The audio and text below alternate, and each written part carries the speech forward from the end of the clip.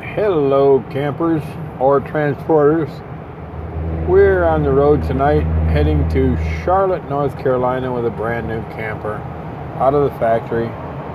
And just pretty much driving at night, bored out of our mind. And we were talking about panhandlers and lot lizards. I met probably the finest panhandler in the world, and I wanted to tell you about it. I'm not really sure what's going on with this camera tonight, so if it's a little goofy, I'm sorry, but as long as the voice is still good. I was traveling up and down Route 95 out of DC going into Tampa, Florida quite regularly, and I mean every other week or so, moving stuff into the ports to take over to Africa, moving to a ship. Anyway, so I'm taking units, either campers or trucks or whatever, into the port. So I always stop at my favorite Flying J on mile marker 104 on 95 because it always seems to be nice and safe and good stuff to eat and a good place to rest safely. So I'm coming out of the men's room, and this guy, a fairly short guy, maybe 5 foot nothing, neatly dressed but very modestly dressed in blue jeans and a plaid shirt. He comes up and he says real nicely, hey man, are you traveling north or south? And I goes, well, I'm traveling south.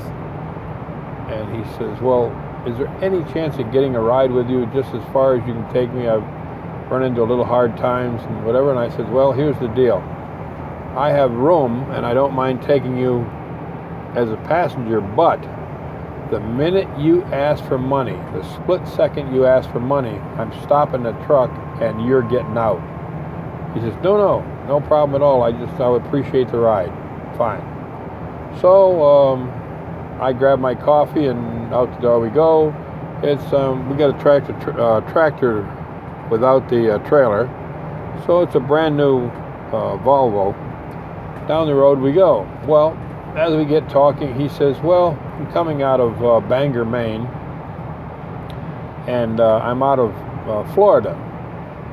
He says, my daughter married a sailor, and he was stationed up in Bangor and married for a year, and he just recently, they had a baby, and she's got a newborn baby.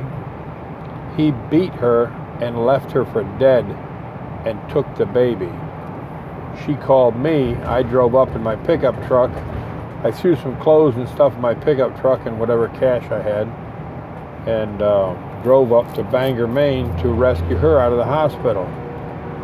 He said, I got her out of the hospital and got the baby back and flew them back to Florida, and I started to drive my truck back. Well, I fueled my truck up and had everything I owned in it, and when I went in to pay for the fuel, they stole my truck. Now I've got to walk back to Florida, and I have no money. Everything I had was in that truck except for a couple of bucks, but I've already wasted that. So I says, geez, that's kind of a shame. Sorry to hear that. And he says, well, I'm really trying to get a Greyhound ticket to get back to Florida. And I says, well, I'm not going all the way to Florida. I'm only going into the Carolinas right now because I started to be suspicious. I was going to Florida, but I didn't tell him that. And he says, well, if there's any way, now you can take my license number. I don't have a license because it's in the truck, they stole it. But you can take my license number, my social security card. If there's any way you could help me out with the ticket money, I'll send that right back to you the minute I get to Florida. I have a strict policy that don't give anybody cash for any reason. And I said, what are you asking me for? And he says, well, $40 or $50 is going to really help me out. So about that time, I stepped on the brakes to let the cruise control off, and I says, well, you know the rules. You're asking me for money, it's time to get out of the truck. And he says, no, man, I need the ride worse than anything. And I says, no, it's time to leave. This next exit, you're getting out, or you're getting out right here on the interstate. So he, very angrily, I stopped at the next exit. He jumped out, and down the road I went. He didn't say anything bad about me, but he wasn't happy. He slammed the door and we parted ways.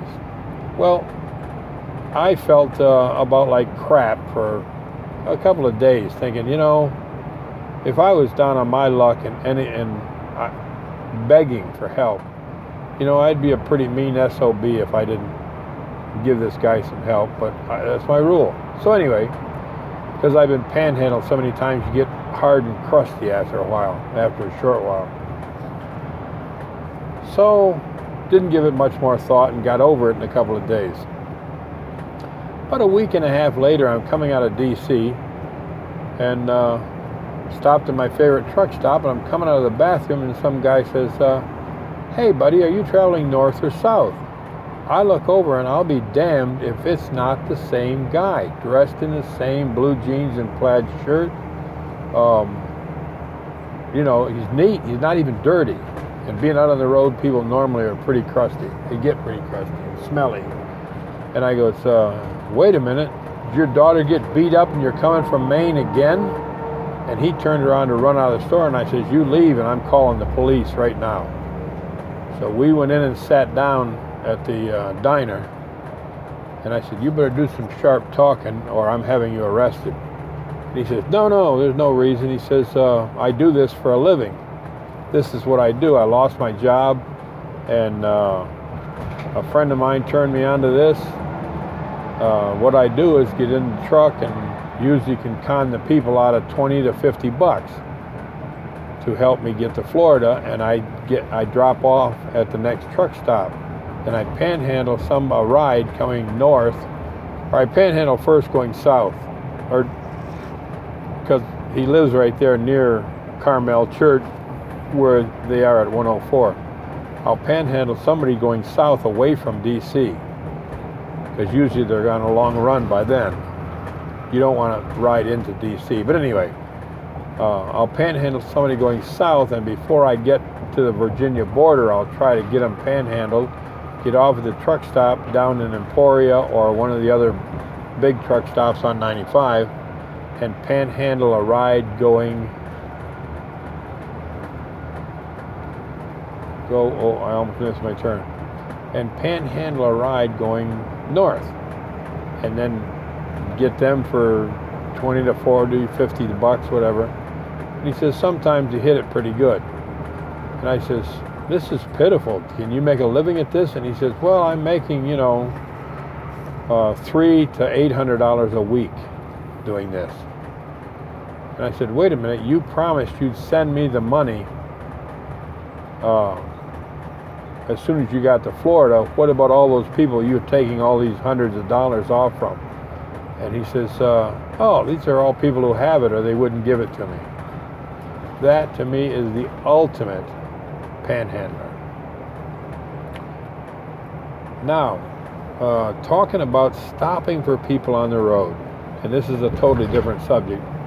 I do not stop for breakdowns unless that crash has something to do with me.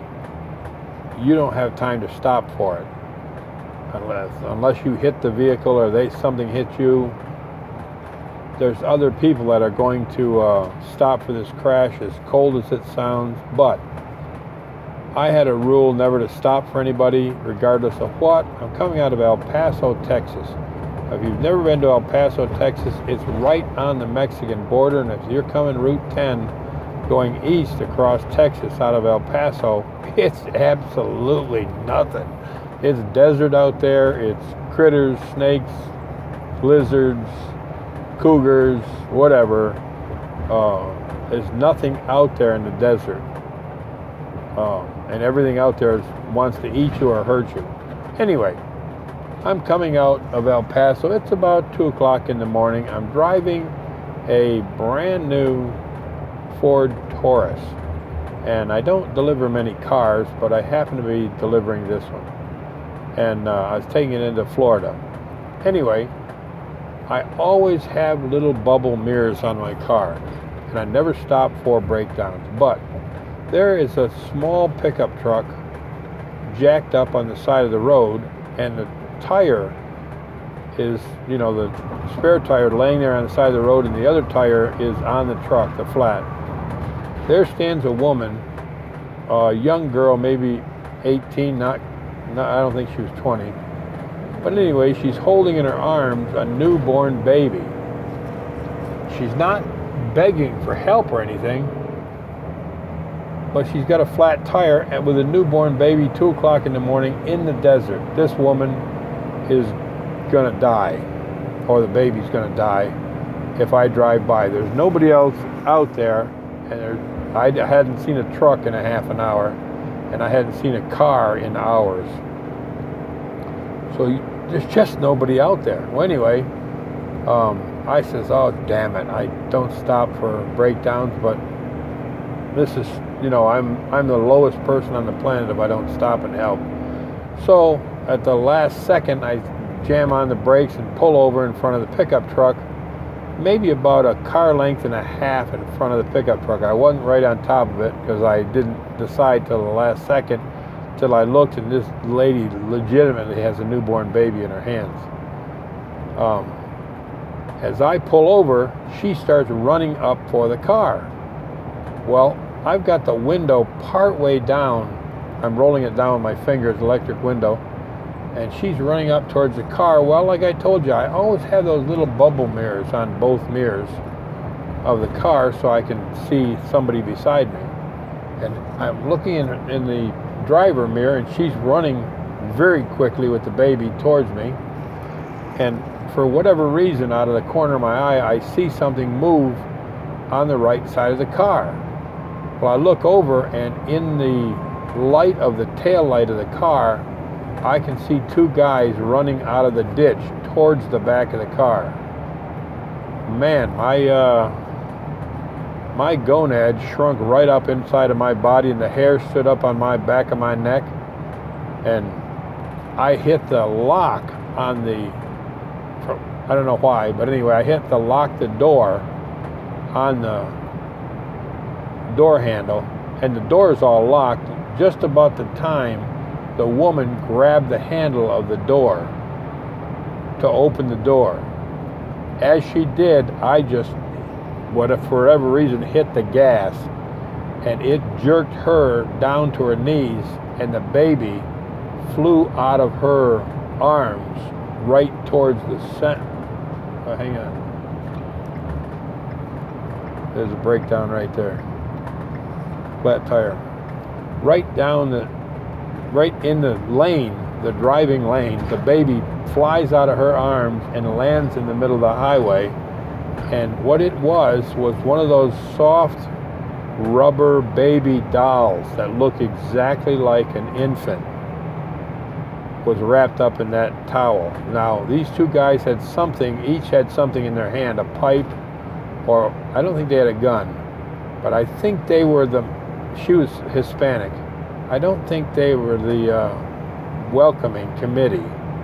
I don't think they're coming up to shake my hand. Man, I went down the road about 2 miles and had to stop and change my drawers, because that, I don't care what you say, that was close. They had me that night. For whatever reason, I hit the gas at the last second and got away. But I'm telling you, they're out there, and they're out there to get you, whether you're ready or not. I've knock on wood, been lucky a couple of times, and I'm still here. But if I can pass it on, it helps you any, don't stop. You haven't got time, you haven't got the energy, the money, or the life in you to be able to afford to stop and help.